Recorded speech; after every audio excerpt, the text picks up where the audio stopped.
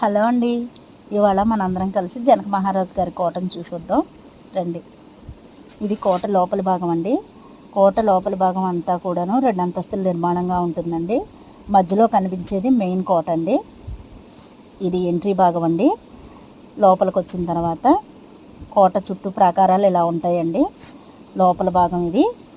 ఈ పక్కన చిన్న చిన్న ఉపాలయాలు అవన్నీ చాలా ఉన్నాయండి. ఇవి 108 సాలగ్రామాలతో కూడిన లక్ష్మీనారాయణుల విగ్రహాలండి. ఇక్కడ సత్యనారాయణ వ్రతాలు అవి బాగా చేస్తారు. మేము వెళ్ళిన రోజు ఏకాదశి కాబట్టి ఆ రోజు సత్యనారాయణ వ్రతాలు అవి చేస్తున్నారండి. కోట చుట్టూగా ఉంటారు లోపల. అక్కడే పంతులు గారు కూర్చుని ఉంటారు, వాళ్ళు చేపిస్తారండి. ఇవి సీతారాముల విగ్రహాలు అద్దాల మండపంలో ఉన్నాయండి. సీతమ్మ వారి భూమిలో దొరికింది కదా, అందువల్ల ఆవిడ దొరికిన దగ్గర నుంచి ఆవిడకి కళ్యాణం జరిగి మళ్ళీ అయోధ్య వెళ్ళేంత వరకు జరిగినవన్నీ కూడాను ఇలాగ విగ్రహాల రూపంలో లోపల మనకు మొదటి అంతస్తులో కనిపిస్తాయండి. చూడటానికి చాలా బాగున్నాయి. తర్వాత బయటకు వచ్చిన తర్వాత ఇట్లాగా బొమ్మలు అవి అమ్ముతూ ఉన్నారండి. స్వామివారి చిత్రపటాలు, సీతారాముల విగ్రహాలు అవన్నీ అమ్ముతూ ఉన్నారండి.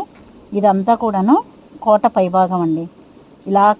ఇలా మనం మళ్ళీ ఎడమ చేతి పక్కకు వెళితే స్వామివారి విగ్రహాలు, తర్వాత జనక మహారాజు గారి పూర్వీకుల చిత్రపటాలు, వాళ్ళు వాడిన వస్తువులు, వాళ్ళు పూజించిన అమ్మవారి విగ్రహాలు, వాళ్ళు ధరించిన ఆభరణాలు, వస్తువులు అవన్నీ కూడాను ఇలాగా ఒక ఎగ్జిబిషన్ లాగా ఏర్పాటు చేసి అందులో ఉంచారండి.